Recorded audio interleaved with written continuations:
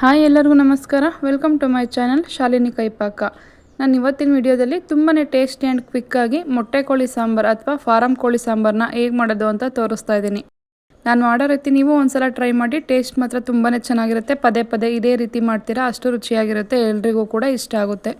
ಮುದ್ದೆ ಜೊತೆ best combination ಮೊಟ್ಟೆ ಕೋಳಿ ಸಾಂಬಾರು. ಬನ್ನಿ ಹೇಗೆ ಮಾಡೋದು ಅಂತ ನೋಡೋಣ. ಒಂದು ಮಿಕ್ಸರ್ ಜಾರ್ಗೆ 2 ಈರುಳ್ಳಿ, 2 ಗಡ್ಡೆ ಬೆಳ್ಳುಳ್ಳಿ ಹಾಕ್ಕೊಂಡು ಒಂದು 10ರಿಂದ 15 ಹೆಸರು ಬೆಳ್ಳುಳ್ಳಿ, ಸ್ವಲ್ಪ ಪುದೀನ ಸೊಪ್ಪು ಹಾಕ್ಕೊಳ್ತಾ ಇದ್ದೀನಿ. ಮೆಣಸು ಅಥವಾ ಮೆಣಸಿನ ಪುಡಿ ಯಾವುದಿರುತ್ತೆ ಅದನ್ನು ಹಾಕೋಬೋದು. ಮೆಣಸಾದರೆ ಒಂದು 10 ಕಾಳು ಮೆಣಸು ಹಾಕ್ಕೊಂಡು 1 ಇಂಚು ಶುಂಠಿನ ಈ ರೀತಿ ಸಣ್ಣದಾಗಿ ಹೆಚ್ಚಿ ಹಾಕ್ಕೊಂಡು ಸ್ವಲ್ಪ ನೀರು ಸೇರಿಸ್ಕೊಂಡು ಈ ರೀತಿ ನುಣ್ಣಗೆ ಪೇಸ್ಟ್ ಮಾಡಿ ಎತ್ತಿಟ್ಕೊಳ್ತಾ ಇದ್ದೀನಿ. ಇವಾಗ ಈ ಕಡೆ ಒಂದು ಸ್ಟವ್ ಆನ್ ಮಾಡಿ ಚಿಕನ್ ಬೇಯಿಸ್ಕೊಳ್ಳೋದಕ್ಕೆ ಕುಕ್ಕರ್ನ ಇಟ್ಕೊಳ್ತಾ ಇದ್ದೀನಿ. ಕುಕ್ಕರ್ ಇಟ್ಕೊಂಡು ಒಂದು 2 ಸ್ಪೂನ್ ಎಣ್ಣೆನ ಹಾಕ್ಕೋಬೇಕು.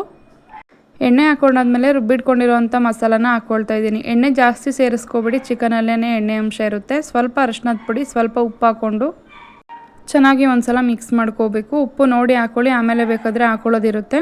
ಇವಾಗ ಚೆನ್ನಾಗಿ ಮಿಕ್ಸ್ ಮಾಡಿಕೊಂಡು ಮಸಾಲೆನ ಒಂದು 2ರಿಂದ 3 ನಿಮಿಷ ಈ ರೀತಿ ಹೈ ಫ್ಲೇಮಲ್ಲಿ ಚೆನ್ನಾಗಿ ಫ್ರೈ ಮಾಡ್ಕೋಬೇಕು. ಮಸಾಲೆಯಲ್ಲಿರೋವಂಥ ಹಸಿ ಅಂಶ ಎಲ್ಲ ಹೋಗೋವರೆಗೂ ಚೆನ್ನಾಗಿ ಫ್ರೈ ಮಾಡ್ಕೊಂಡಾದ್ಮೇಲೆ 1 kg ಫಾರಮ್ ಕೋಳಿನ ಹಾಕ್ಕೊಳ್ತಾ ಇದ್ದೀನಿ.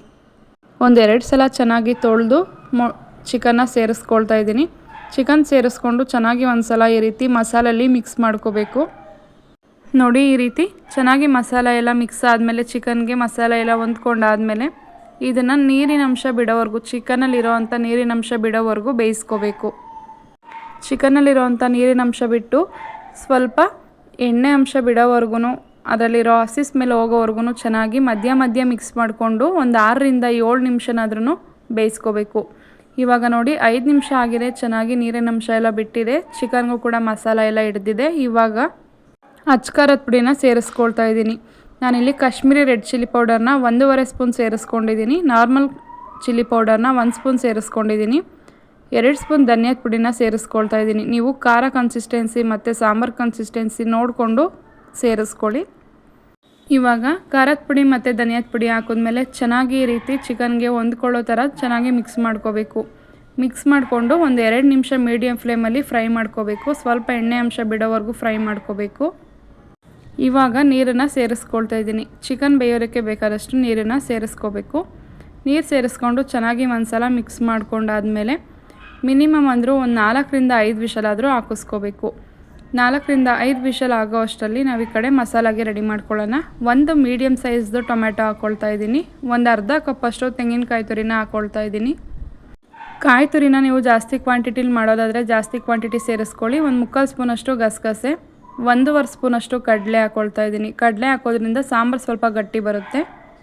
1/4 ಹಿಡಿಯೋಷ್ಟು ಕೊತ್ತಂಬರಿ ಸೊಪ್ಪು ಹಾಕ್ಕೊಂಡು ಒಂದು ಅರ್ಧ ಇಂಚು ಚಕ್ಕೆ ಹಾಕ್ಕೊಳ್ತಾ ಇದ್ದೀನಿ. 1 ಏಲಕ್ಕಿ, 2 ಲವಂಗ ಹಾಕ್ಕೊಂಡು ಸ್ವಲ್ಪ ನೀರು ಹಾಕ್ಕೊಂಡು ಈ ರೀತಿ ನುಣ್ಣಗೆ ರುಬ್ಬಿ ಎತ್ತಿಡ್ಕೊಳ್ತಾ ಇದ್ದೀನಿ. ನೋಡಿ ಇಷ್ಟರಲ್ಲಿ ಚಿಕನ್ ಕೂಡ 4 ವಿಷಲ್ ಆಗಿದೆ. ಇವಾಗ ಒಂದ್ಸಲ ಚೆನ್ನಾಗಿ ಮಿಕ್ಸ್ ಮಾಡ್ಕೋಬೇಕು. ಚಿಕನ್ ಚೆನ್ನಾಗಿ ಮಿಕ್ಸ್ ಮಾಡ್ಕೊಂಡಾದ್ಮೇಲೆ ನೋಡಿ ಮಸಾಲ ಎಲ್ಲ ಚೆನ್ನಾಗಿ ಹಿಡ್ದಿದೆ. ಇದೇ ರೀತಿ ನೀವು ಒಂದ್ಸಲ ಟ್ರೈ ಮಾಡಿ. ಇವಾಗ ಒಂದು ಕುದಿ ಬರ್ತಾ ಇದೆ. ಇವಾಗ ಇದಕ್ಕೆ ನಾವು ಪೇಸ್ಟ್ ಮಾಡಿ ಇಟ್ಕೊಂಡಿದ್ವಲ್ಲ ಕಾಯಿ ಮಸಾಲ, ಅದನ್ನು ಸೇರಿಸ್ಕೊಳ್ತಾ ಇದ್ದೀನಿ. ನೀವು ಕ್ವಾಂಟಿಟಿ ನೋಡಿ ಸೇರಿಸ್ಕೊಳ್ಳಿ. ಮಸಾಲ ಸೇರಿಸ್ಕೊಂಡು ಚಿಕನ್ ಸಾಂಬಾರಿಗೆ ಬೇಕಾದಷ್ಟು ನೀರನ್ನು ಸೇರಿಸ್ಕೊಳ್ತಾ ಇದ್ದೀನಿ. ನಾನಿಲ್ಲಿ ತುಂಬ ಗಟ್ಟಿಯಾಗಿಯೂ ಕೂಡ ಮಾಡ್ಕೊಳ್ತಾ ಇಲ್ಲ ಅಥವಾ ತುಂಬ ತೆಳುವಾಗಿಯೂ ಕೂಡ ಮಾಡ್ಕೊಳ್ತಾ ಇಲ್ಲ.